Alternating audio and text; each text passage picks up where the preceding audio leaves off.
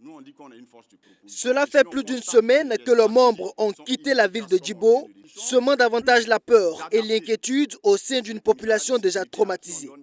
Cette décision, les policiers l'expliquent par le fait que les militaires ont levé leur position dans certaines communes de la localité.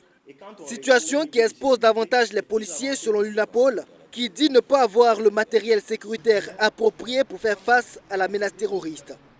Ça ne plaît à personne, et je reviens à l'autre facette de la question, de savoir que des policiers ont replié et délaissé les populations à elles-mêmes. La question qu'on doit se poser est de savoir est-ce qu'ils avaient les conditions matérielles pour tenir les postes et pour se protéger elles-mêmes et protéger les populations.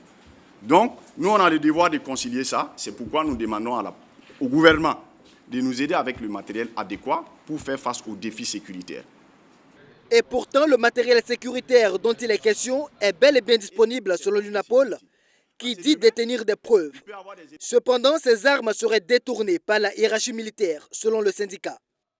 Ce sont des armes acquises qui rentrent dans cette catégorie, donc qui logiquement devraient être dotées à la police. Mais malencontreusement font l'objet d'un blocage à un certain niveau, notamment militaire.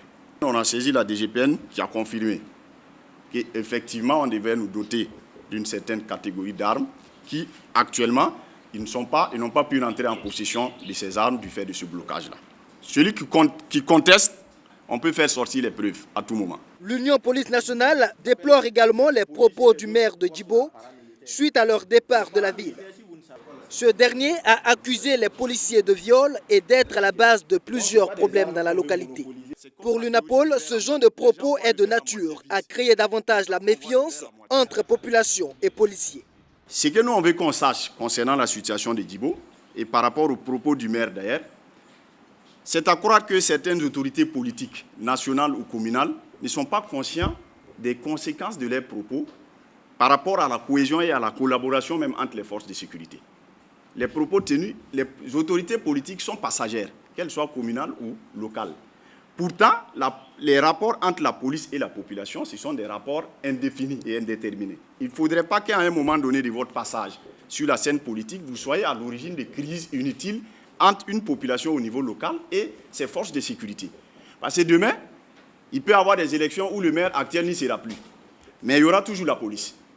Donc, il faut qu'on soit un peu mesuré et qu'on fasse attention aux propos qu'on tient sous doigt. Aux dernières nouvelles, la Direction générale de la police nationale a posé une plainte contre le maire de Djibo, information confirmée par l'UNAPOL qui compte se porter partie civile.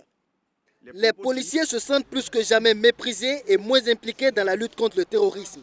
Le syndicat invite le gouvernement à prendre ses responsabilités pendant qu'il est encore temps.